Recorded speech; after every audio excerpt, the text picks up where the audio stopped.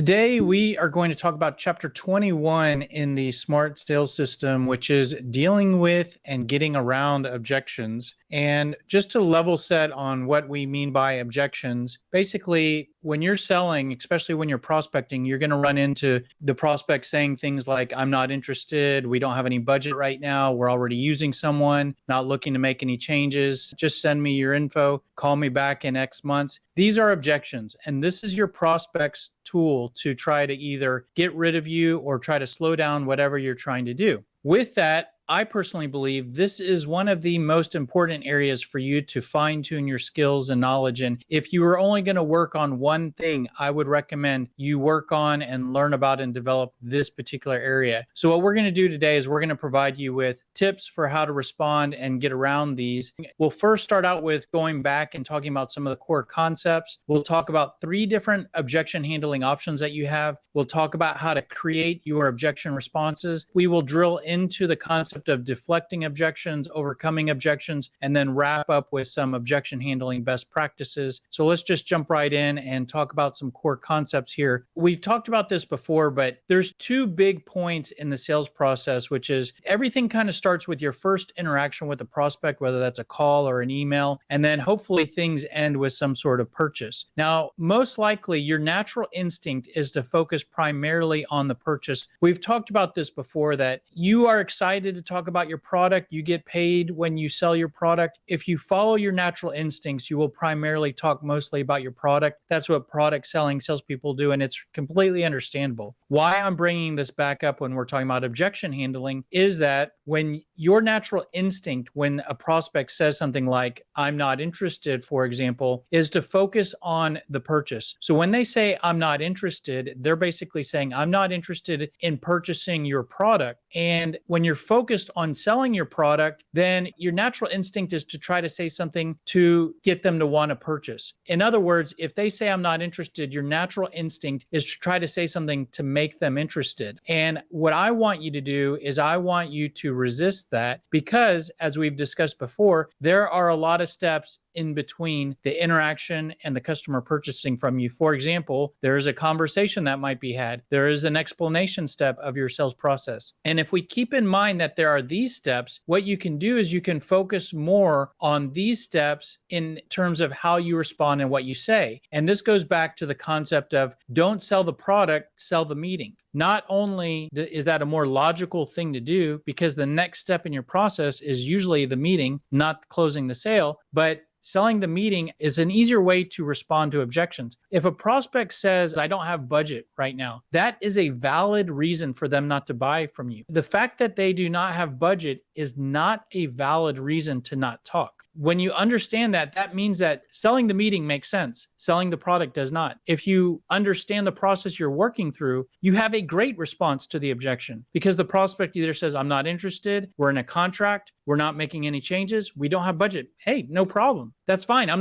not reaching out to try to get you to sign up for anything. I'm just looking to have an initial dialogue. So this is a core concept, and it impacts everything you say when you're prospecting. It can impact your emails. It can impact how you handle your cold calls. But when it comes to objection handling, the way you respond to objections, you can try to resist that natural instinct to sell the product and focus more on selling the meeting. And I'll show you exactly how to do that and what that looks like. But if you shift from trying to sell the product with how you respond to an objection, you can focus more on simply trying to keep the conversation going. So if someone says, I'm not interested, you don't have to make them interested. You just have to say something or do something that keeps the conversation going. And that's much easier to do than to make someone interested. Now let's take a step back and try to understand the prospect. And in order to figure out how best to respond to objections and get around objections, it can help to understand, why is the prospect giving us objections in the first place, and what are they thinking, and what's going on with them when we are dealing with an objection. So the first thing is that if a prospect is giving you an objection, most likely they want to get rid of you. So if they say something like, I'm not interested, it's not necessarily the fact that they're not interested, although they might not genuinely be interested at that particular moment, but they're saying that and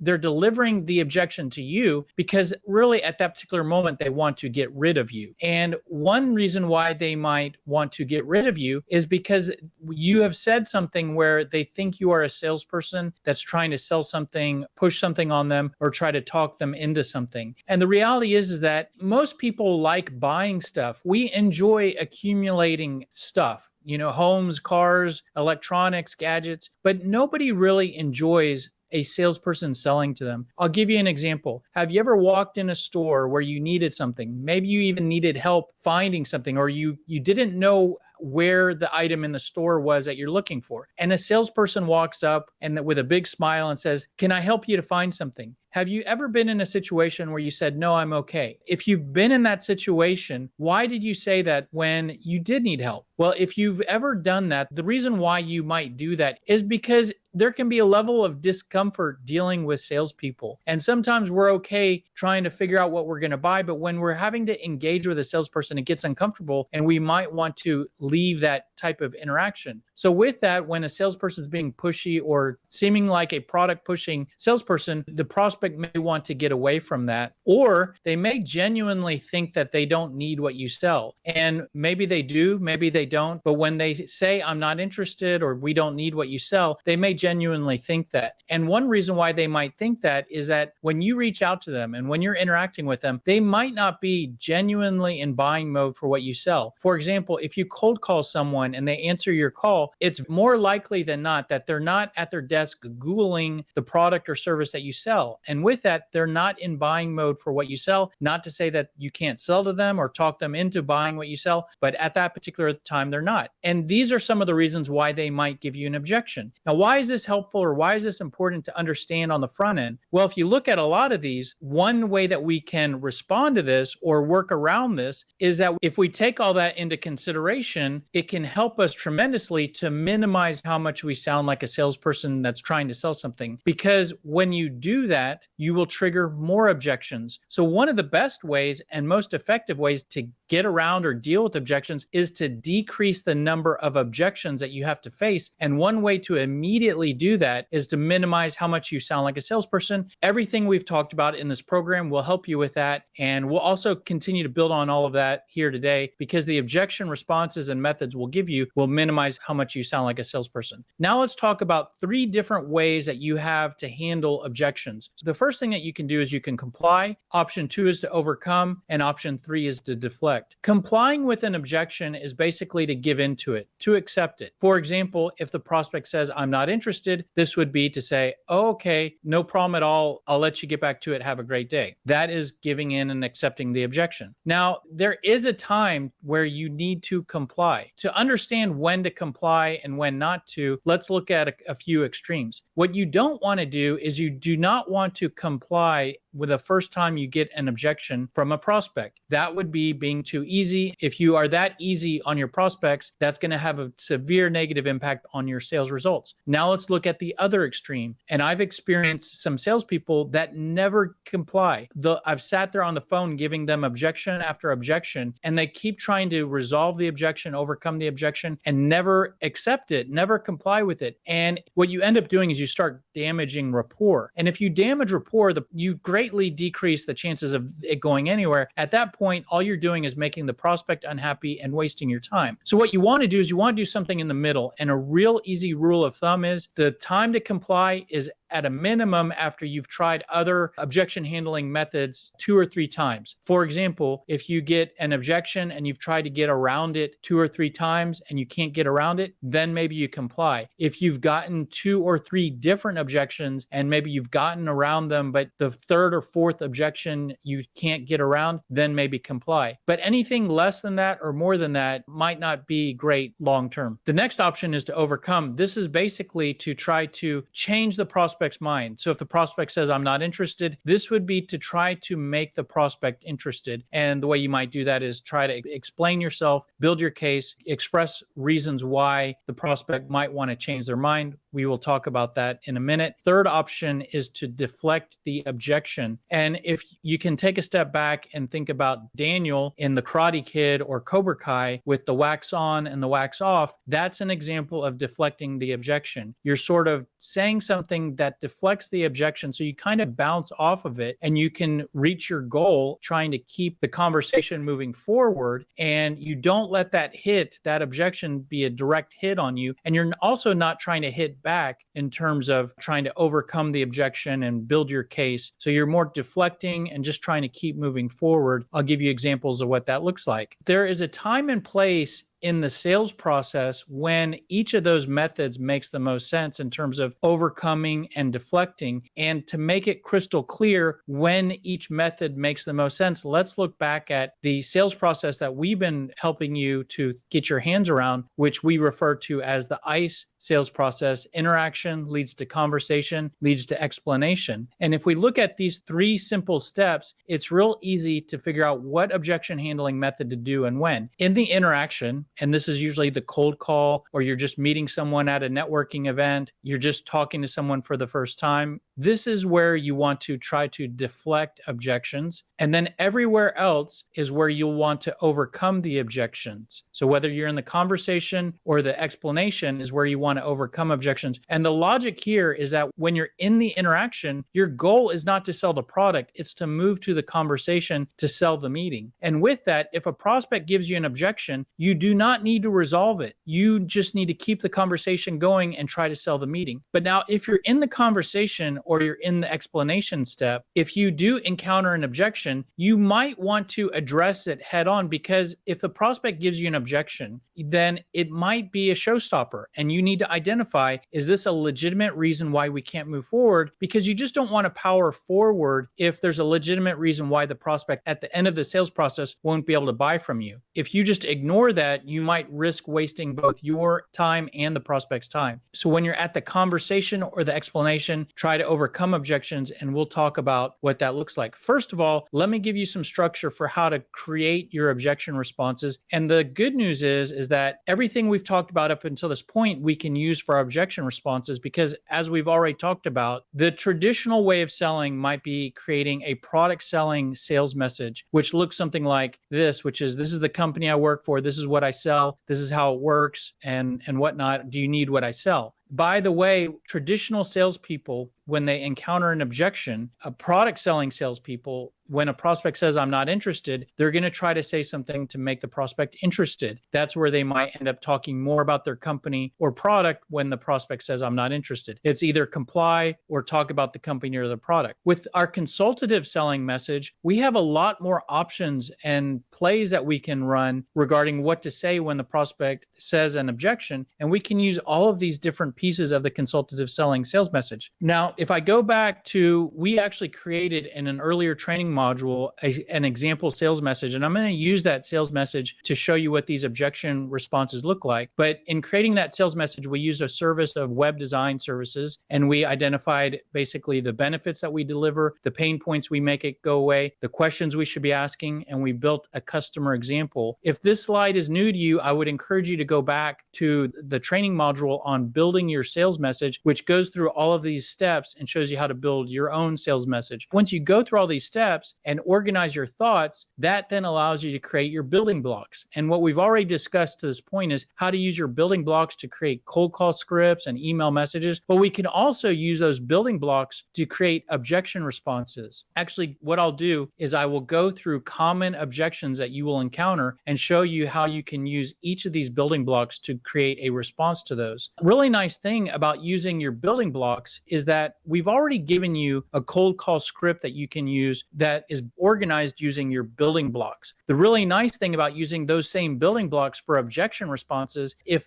I give you a bunch of objection responses, because those objection responses use your building blocks, there's not additional stuff for you to remember or to learn. All you need to learn is where to bounce to, where to deflect to when you face an objection. And all you're doing when the prospect gives you an objection is you're bouncing to a different part of your cold call script because you're bouncing to a certain building block. Now, before I show you these exact objection responses, I want to show you a couple things that you can add into the different objection responses that you use. And so these are a few statements that you can mix throughout. And these do two things. They disarm and educate the prospect as you're trying to deal with the objection. So the first thing is we want to disarm the prospect, because if the prospect is giving us objections because they think we're a salesperson, they don't feel like being sold to, they think they don't need what we sell, then one thing we can do is we can disarm them from feeling that way by getting them to feel like we're not trying to sell anything to them. And we can do that by actually telling them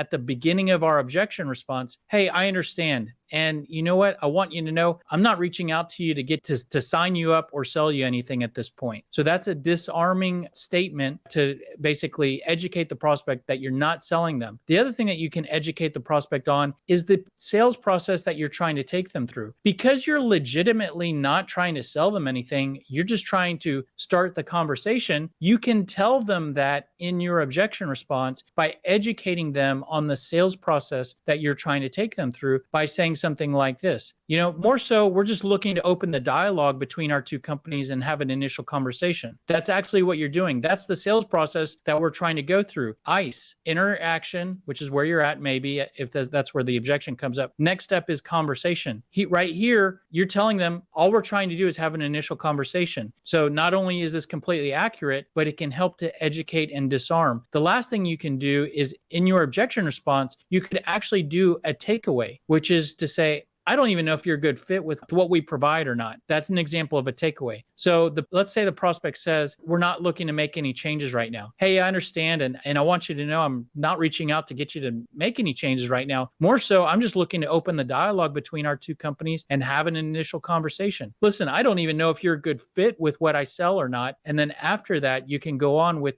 some of the objection responses that I'll show you here in a minute. So I'll show you two different categories of objection responses because they're different. There's objection responses that are deflecting and there's objection responses that are overcoming, and they're different. So let's go through them one at a time, starting with the deflecting objection responses. Very common objections that you'll run into. What is this in regards to? And is this a sales call? You will get this a lot when you face gatekeepers. You'll also run into this when you're reaching target prospects. This may appear to be a question. What is this in regards to? But I label this as an objection because whether it's a gatekeeper or a prospect, when someone asks you this question, sure, they want to know what you're calling about, but this is also a screening question. If you answer this objection with a direct response, which is, what is this in regards to? You're reaching out to introduce yourself. You're reaching out to introduce your company. You're calling to schedule an appointment. You're calling to see what their needs are. You're calling to see if they need what you sell. If you say any of those, that will tell the gatekeeper primarily, or the prospect, that you're a salesperson that's trying to sell something, and that will tell them it's okay to get rid of you. Not only is it okay to get rid of you, but they should get rid of you. So I don't want you to mislead or be dishonest. But one thing you can do is you can respond to both of these with your value points building block, which is to say something like, the reason for my call is we help small businesses to increase the revenue they generate through their website. And you can just stop there. Now, when you say that to a gatekeeper, it might not get them to drop their guard and pass you through to the right person, but it's not going to give them that clear indication that they need to get rid of you. So what might happen next is they may ask another question or they may pass you through, but it keeps you alive. If you say any of the other things that I mentioned, your call might be ending there shortly after. Other objections that are very similar but slightly different, but you can respond to them in the same way, is I'm not interested. We're not making any changes right now. We do not have budget right now. We already use someone right now. So you can respond to this with a few different building blocks. The first thing you could do is you could respond with some pain questions, which is, so they say any of those, hey, I understand.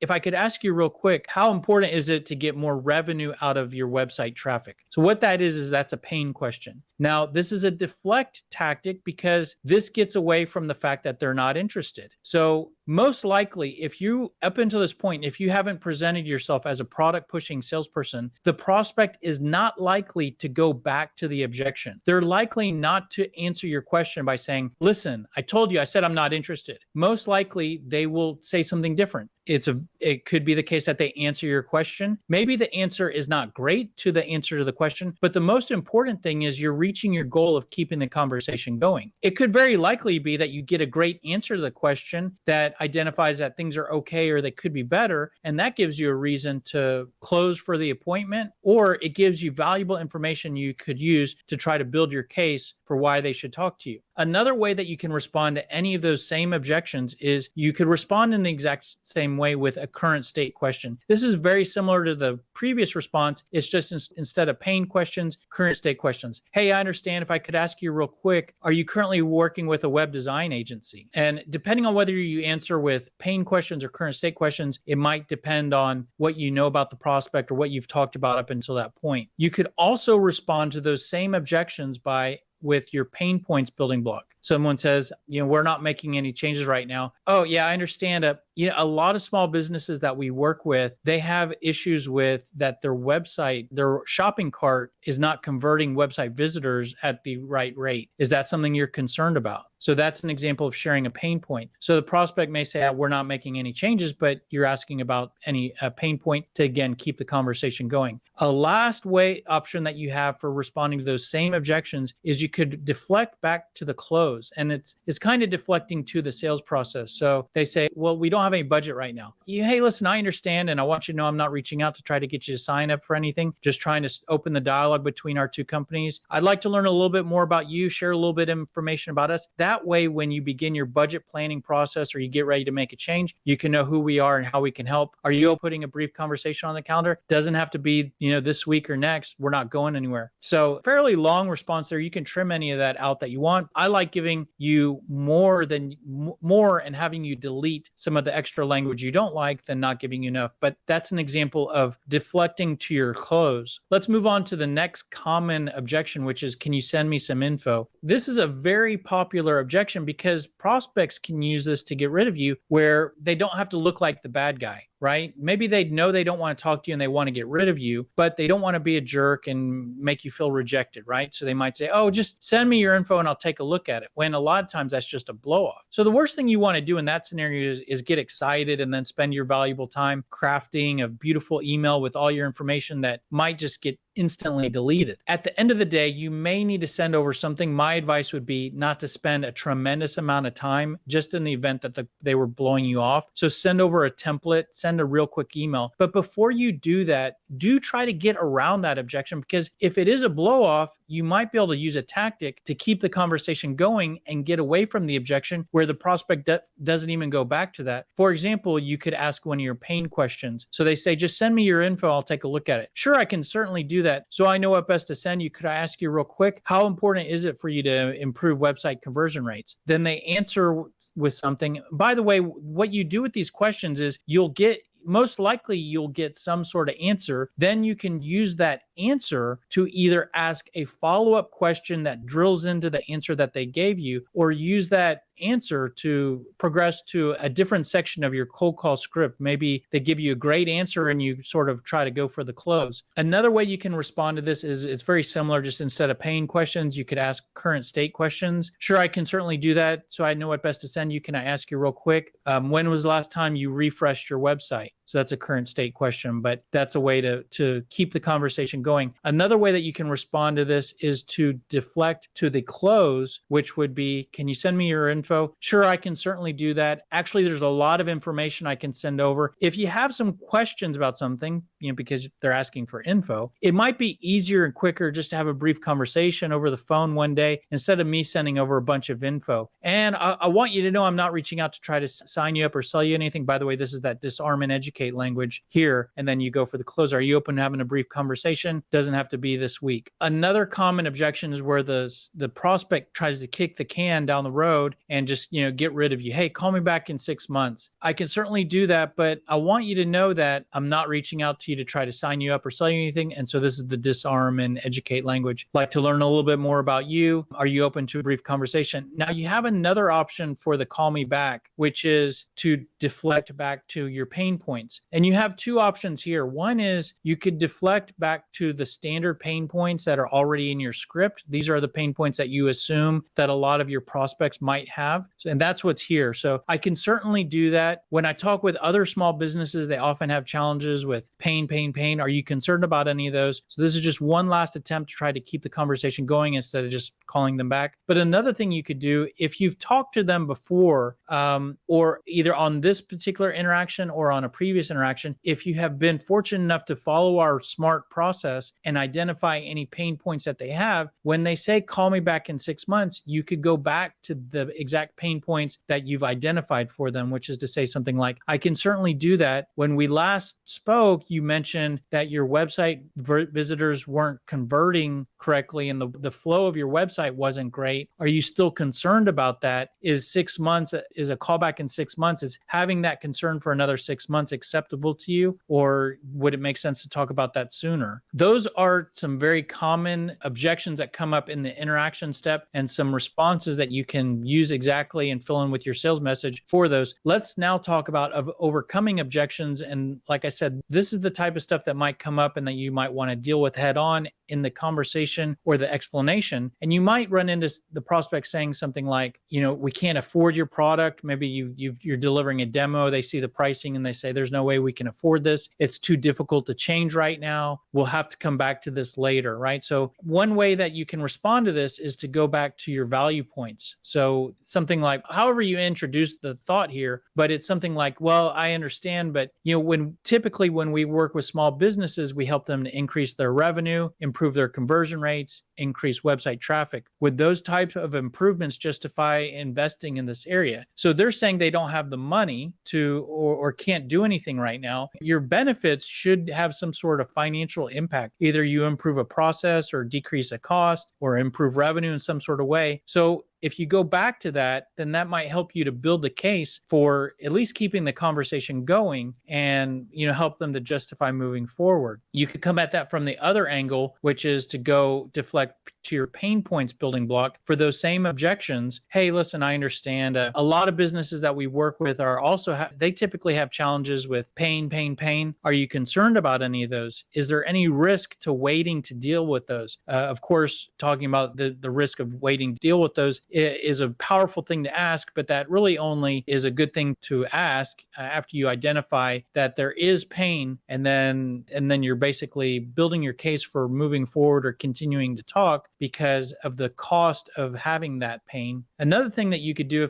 for these same objections is you could try to use a name drop example to try to overcome that. So if they say we can't afford your product, hey, listen, I understand. We worked with an accounting firm similar to you guys and helped them to do a complete refresh of their website. This helped them to tell their story and of what they do. After 6 months, they increased their leads and increased their overall revenue. If you were able to do that, would that help you to be able to justify the money in this or move quicker on this? And so some slightly different objections that can come up are, you're more expensive than the other competitors that they're looking at, or I'm leaning towards someone else. Ways that you could try to overcome this is to use your product building block. And if you follow our process for organizing some of your product details, it's not just your features, but we want you to focus on how you're different from the competition. And this would be the time to focus on how you're different, either your differentiation or your company bragging points. And so, if you're more expensive, hey, listen, we are slightly more expensive, but we actually use AI to develop the optimum website layout, and this will help with your conversion rates. And the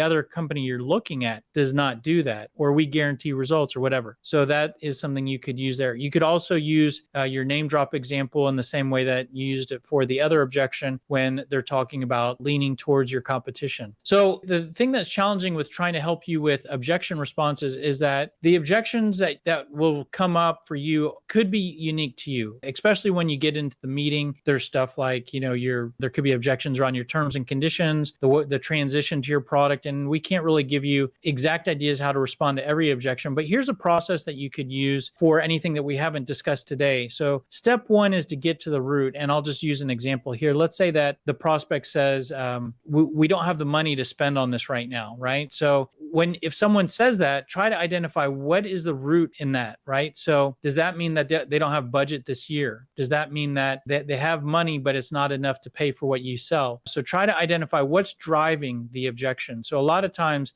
whether it's a prospect or just in a conversation with someone might express a concern, but there's an underlying thing that's driving them to say that. Step 2 is to capture the full picture. So if they say, we don't have the money to spend on this right now, capturing the full picture might be identifying all of their costs in areas where your product might help. For example, like if you're talking about technology, you could find out if there are costs that your product could make go away. So if your product costs $100,000, but there's $100,000, there's $50,000 that they can spend, and there's $50,000 of costs that they're spending on something else that you can make go away, and you identify that as the full picture, then that can help you to justify and overcome the objection. And then that's where you present your case. And then step 4 would be to identify if it's a showstopper, so that you don't continue to waste time. There's nothing wrong with saying, hey, is this a deal breaker? Should we close the file? Because there's a saying of, if you're going to get to know as fast as possible. I don't know if I have that saying correctly, actually. Let me know in the comments if there's a better way to say that. So now let's just wrap up real quickly with some objection handling best practices.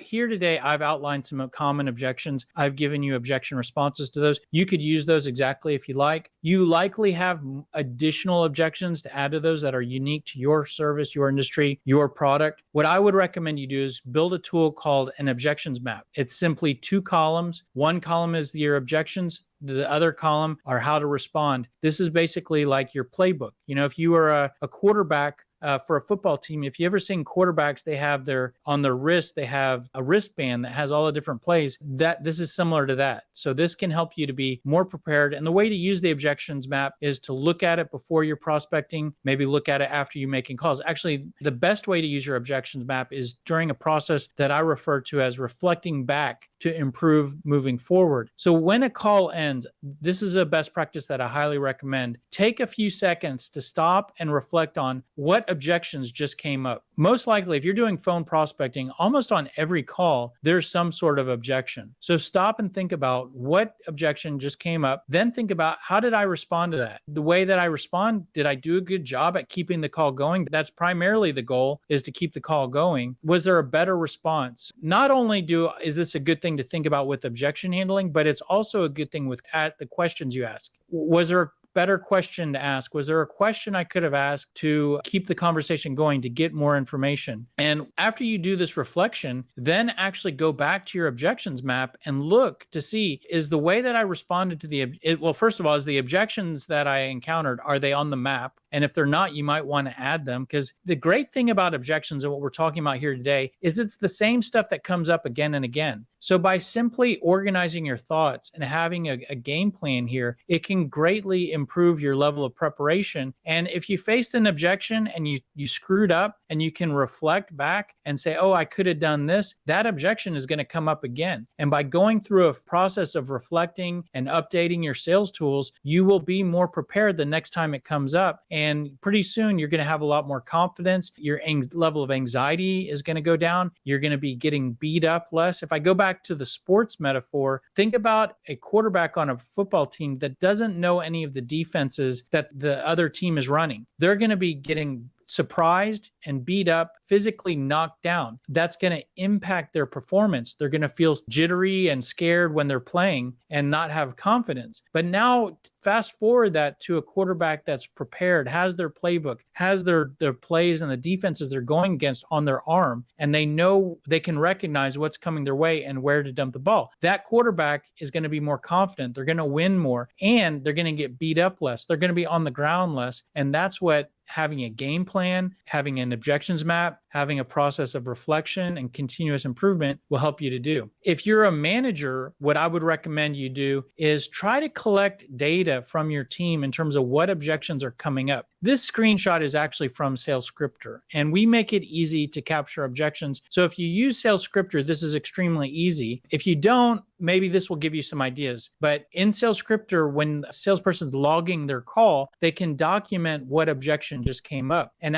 when they log call after call after call, the rep and the manager will have a picture like this, which will show all the different objections that are coming up and the percentage for each objection. If you can have this data as a coach, this can transform you from being an average sales manager to an awesome sales coach. Because what an average sales manager does, and I'm speaking from experience as a salesperson, they often ask questions like, what can I do to help you to be more successful? What challenges are standing in your way? This is actually what a sales manager that might be trying to be a servant leader does, which is good. They're trying to help the rep instead of just sell more, sell more, sell more, right? So that's great. The challenge with that is that a rep that's struggling, a rep that doesn't know how to get around the objections is not going to know what to tell their manager that they need help with. So that's the challenge with that approach. This data tells the sales manager what they need to work on, what they need to role play with the rep, what objections they need to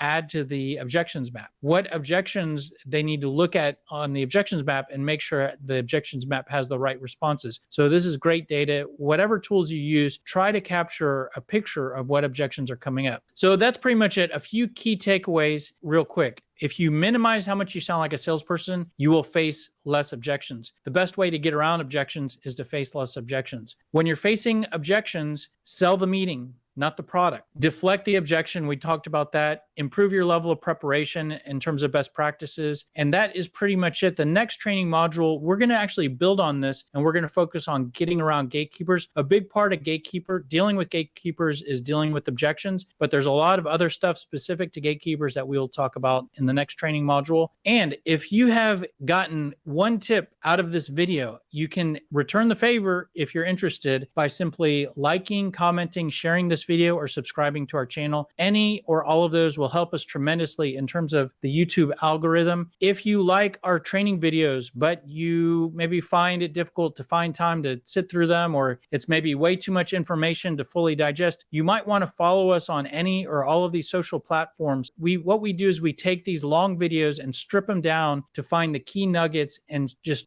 trim those down as much as we can into 30 to 60-second videos and post those every morning on these social platforms. So it's a great way to sort of remind yourself of these concepts, easier, sort of bite-sized, digestible format. And that's also, if you like us and you want to support us, following us on any of those will help to support us on those algorithms as well. A bigger step forward in terms of learning more about all of this stuff. Everything we've been talking about with you here today is part of the SMART sales system. So SMART stands for sales messaging and response tactics. And as you can see, everything we've talked about here today is basically response tactics. How are you responding to objections? So, and you can use the sales message that the SMART system helps you to create for your responses. So we call this a sales system because it's an actual system that you can implement. These aren't just fluffy concepts to in one ear and out the other ear, stuff you can't get your hands around. This is an actual system that you can implement because level 1 is a step-by-step process to help you to build your sales message. Once you've built your sales message, level 2 of the system basically uses that to create sales scripts, emails, voicemails, objection responses, and a whole lot more. Once you have all your sales tools and documents, for example, once you have all your objection responses, then level 3 takes you through a training and is like the how-to of how to put all that together and use all that. So like, for example, we showed you objection responses today, and we talked to you about how to use those, when to use those, use your deflection at the interaction and the overcome later. This is where that's level 3 here. That's what we're talking about here. Now, if you want to access more of the SMART sales system, the good news is that you can access all of it on YouTube for free. There's videos to take you through all of this, and all of that is at no cost. So that's really good if you either aren't ready to move to the next step or don't have budget. If you want an upgrade path beyond that, the upgrade path is basically the Sales Scripter platform, which basically aligns with all of this. So level 1 is sales message. There's an area of Sales Scripter called the Sales Message Builder that takes you step by step to help you to build your sales message. Once you have your sales message in Sales Scripter, level 2 aligns with part of Sales Scripter called the Sales Playbook, which is a library of scripts and emails and voicemails and a whole bunch of documents. And then level level 3, Sales Scripter helps you with tools for cold calling, objection handling, cold emailing, and whatnot. The upgrade path from there is basically purchasing consulting hours with me. I certainly work with a lot of our clients, helping them to build their sales message. What a lot of customers do is you can purchase 2 hours of coaching where I'll go through Sales Scripter with you, help you to build your sales message, brainstorm benefits, pain points, questions, get all your answers loaded up in Sales Scripter. The nice thing there is Sales Scripter then builds all of your documents. I can then help you to fine tune all of the documents that Sales Scripter spits out, and then I can also help you with level 3. Another option for you, if you want a smaller step, is you could purchase the book called The Smart Sales System, Sell Smarter, Not Harder. This is available on Amazon right here. There's basically a chapter for all of these different concepts that we're going through. So for example, we talked about objection handling today. Everything we talked about is in a chapter on, what we talked about today is a chapter in the book. So that's an option for you. It's $15. A reason why you might want to buy the book is, something you can have on your desk. It's easy to flip to a page in the book, highlight a chapter in the book instead of having stuff buried in YouTube videos. But that's pretty much it. If you want more information or want to contact us, ask us any questions, go to salesscripter.com. There's a chat feature there. You can chat us up, ask us any questions.